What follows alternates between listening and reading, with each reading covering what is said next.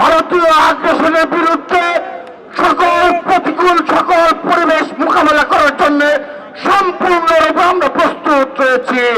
বিশেষ করে ভারতীয় সরকারকে এটি খুনি হাসিনার সরকার নয়, এটি খুনি হাসিনার বাংলাদেশ নয়, এটি একটি নতুন ধারার বাংলাদেশ। যে নতুন বাংলাদেশের নেতৃত্ব দিচ্ছেন বিএনপির ভারপ্রাপ্ত চেয়ারম্যান জনাব তারেক রহমান। আমরা এক এবং ঐক্যবদ্ধভাবে ঢাকা বিশ্ববিদ্যালয় সহ বাংলাদেশের সকল ক্যাম্পাসে আমাদের মধ্যে সামান্যতম কোনো বিভেদ নেই। সেজন্য সতর্ক হওয়ার আহ্বান জানাচ্ছি।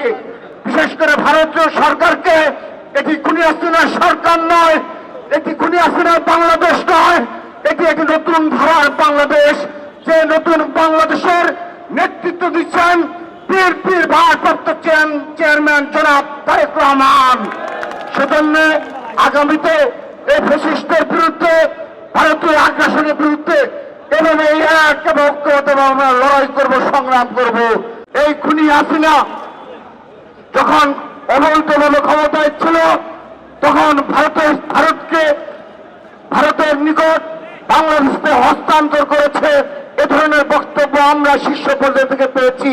কিন্তু যখন এই জুলাই আগস্টে খুনি হাসিনা পালিয়ে যেতে বাধ্য হয়েছে, তারপর থেকে একের পর এক ষড়যন্ত্র অব্যাহত রয়েছে। সাম্প্রতিক দাঙ্গা উস্কে দেওয়ার জন্য ষড়যন্ত্র অব্যাহত রয়েছে।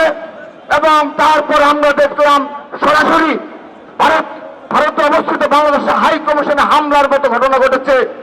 আমরা বাংলাদেশ জাতীয় ছাত্রদল বলে দিতে চাই, আমাদের মধ্যে গণতান্ত্রিক সমালোচনা থাকবে, গঠনমূলক সমালোচনা থাকবে ছাত্র সংগঠনগুলোর মাঝে, কিন্তু এই খুনি হাসিনার বিরুদ্ধে এবং ভারতীয় আগ্রাসনের বিরুদ্ধে পুরো ছাত্র সমাজ এক এবং ঐক্যবদ্ধ রয়েছে।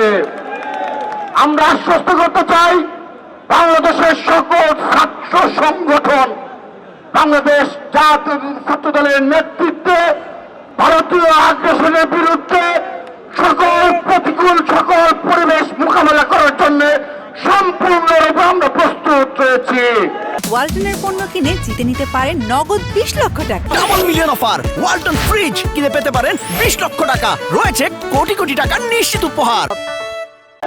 আমরা আশ্বস্ত করতে চাই এই খুনি হাসিনার যত ষড়যন্ত্র রয়েছে, এই ফ্যাসিস্ট হাসিনার বিরুদ্ধে এবং তার দোসরদের বিরুদ্ধে আমরা এক এবং ঐক্যবদ্ধভাবে ঢাকা বিশ্ববিদ্যালয় সহ বাংলাদেশের সকল ক্যাম্পাসে আমাদের মধ্যে সামান্যতম কোনো বিভেদ নেই।